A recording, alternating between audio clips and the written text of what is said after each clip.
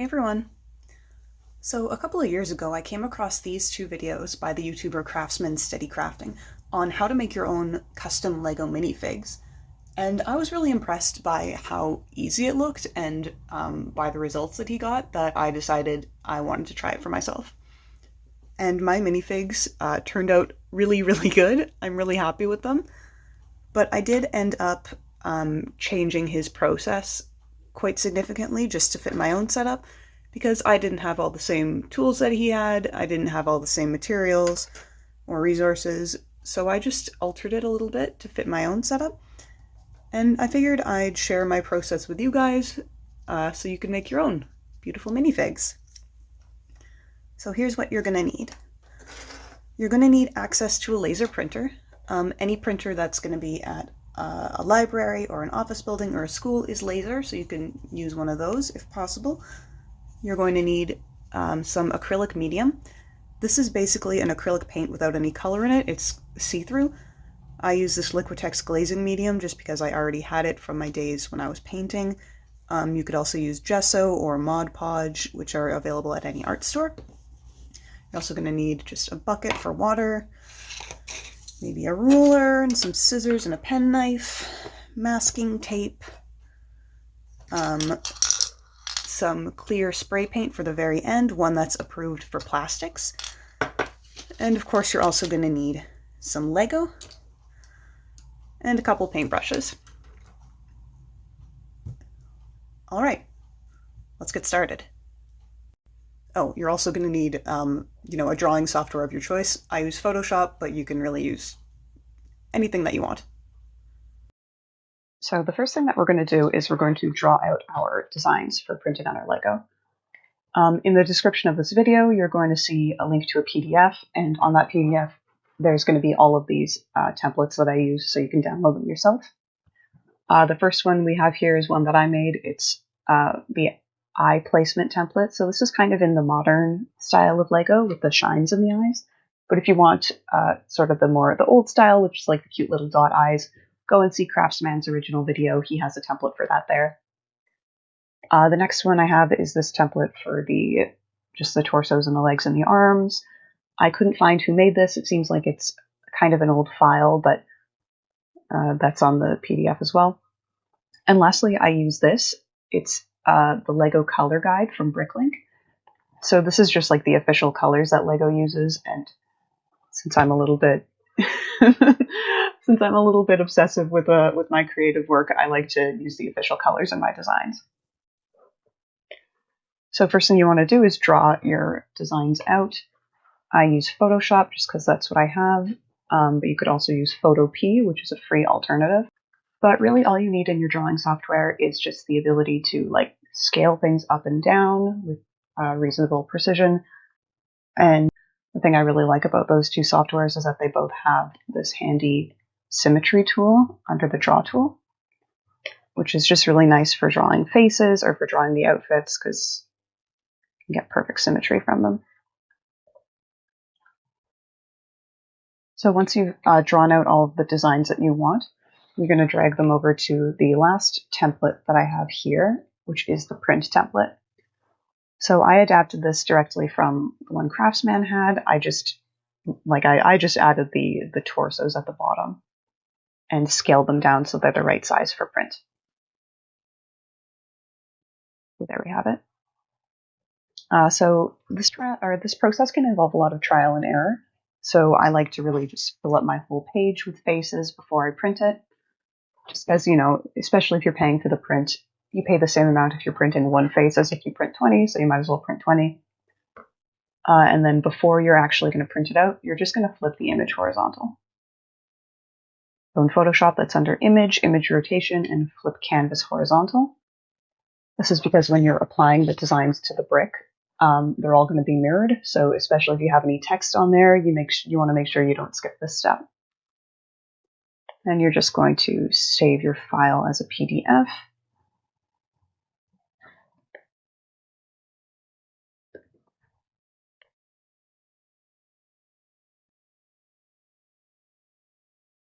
And then that's ready to be printed.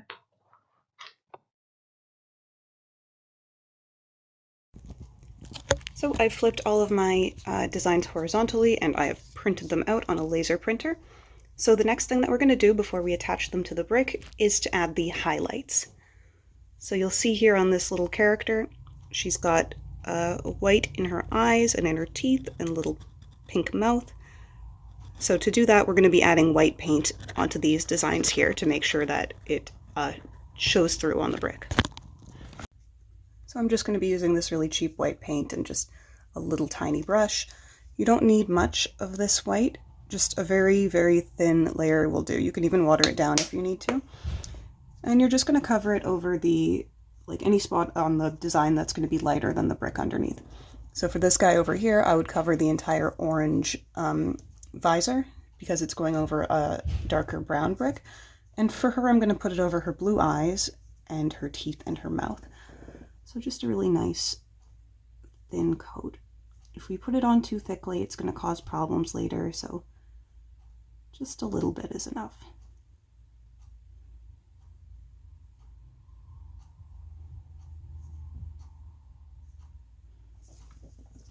There we go.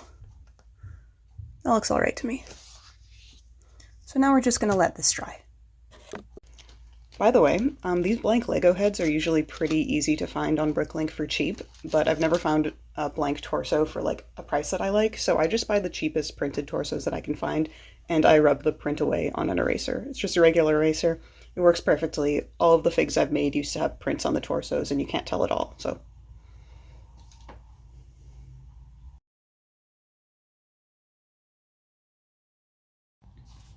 So once that white paint is dried, we're just going to cut these out as carefully as we can.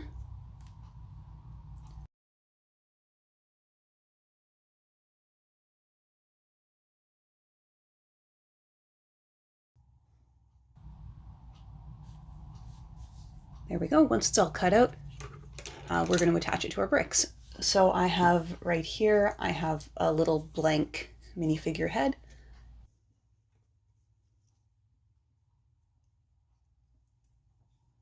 And I'm just going to align the design really carefully on there and tape it down on one side.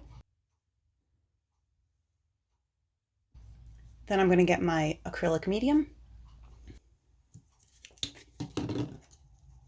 And I'm just going to pour a little bit onto my brush. Not too much, just a thin layer is good. And then I'm going to brush that onto the design side of the Lego head. Sorry, this is a lot easier to do when there isn't a cell phone camera dangling right in front of my face. Yeah, so usually I just do a thin brush onto the Lego head and maybe dab what's left over onto the brick. Then I'm just going to roll the paper tight around the brick so the design with the medium on it is pressed firm against there. And then I'm just going to tape that down on the other side. And usually I like to just roll this in my hands for 60 seconds. If it's just a torso, I just like to put pressure on it for a minute just to make sure I have a nice tight bond.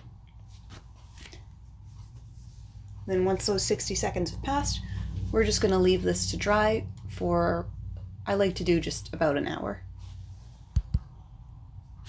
So once these pieces have been drying for about an hour, you're going to take the whole brick with the design taped to it and just put it in a container of warm water, and you're just going to leave that to sit for a minute or so.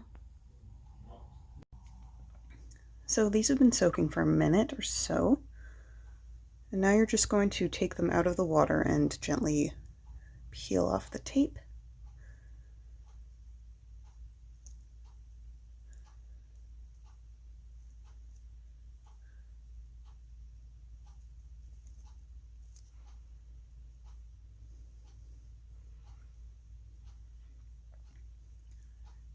And the paper's gotten nice and waterlogged, so you're just going to use the pad of your thumb or your finger and just gently start rubbing in little circles and start peeling off the pulpy paper.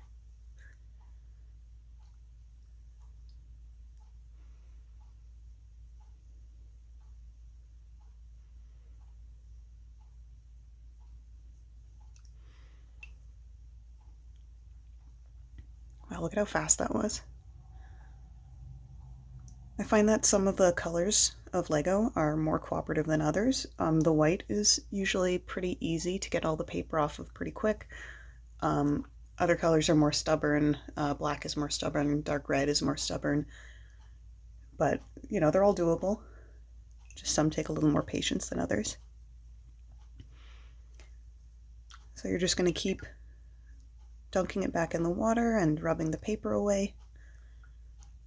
And sooner or later you'll have just the design left on the brick. And the reason this works is because the paper is water soluble, but the acrylic medium that we use and the printer toner is not, because they are both made out of plastic. So they stay behind. And as you can see also, the design is mirrored from the print earlier.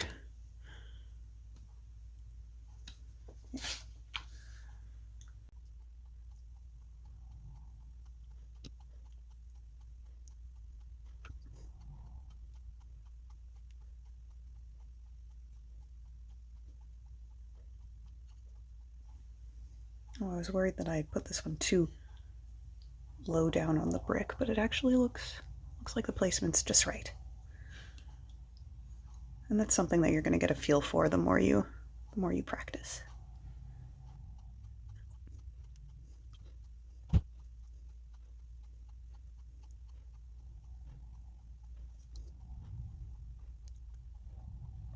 Now I've just torn off a bit of the design in this part,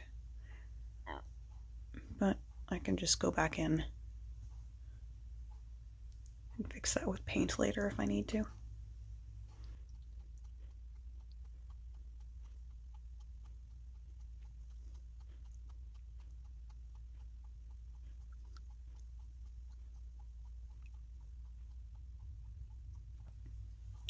Gorgeous.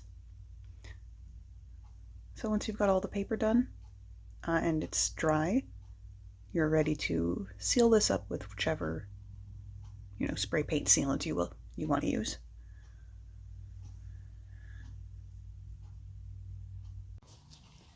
So after you've got all the little papery wisps off of these pieces, you can go ahead and seal them in with a spray paint. I've used Krylon Crystal Clear gloss, which went on really thick and came out really glossy. And I've also used a Tamiya semi-gloss. I think both of these are pretty good. Tamiya, you need to do a couple coats, but it does look a little more similar to the official Lego with the semi-gloss. Just whatever spray paint you're using, make sure that it's approved for use on plastic. And also make sure you're following the instructions on the can. I have ruined a batch of Lego because I was not painting within the correct temperature and humidity range. So always make sure you're reading the instructions. So these ones have already received one coat of paint. I'm just gonna give them another. I just like to brush all the dust off of them with a big brush or an old toothbrush first, just to make sure none of that gets caught in. And if that all went well, you now have your own beautiful custom Lego minifigures. Thank you guys so much for watching my tutorial. I don't usually do this kind of video, so thank you for putting up with my shaky cam and my untrained voice, let's say. One last thing before I go, if you want to see any more troubleshooting tips and other resources, please check the link in my description where I put the full PDF version of this tutorial, as well as the links to the resources you saw me use. Also, please go check out Craftsman's original tutorial and go give his channel some love. It is amazing. He definitely doesn't need me promoting him, but check him out anyway. And let me know if you make anything with this tutorial. Leave a comment, leave a like, and thanks for watching. Bye.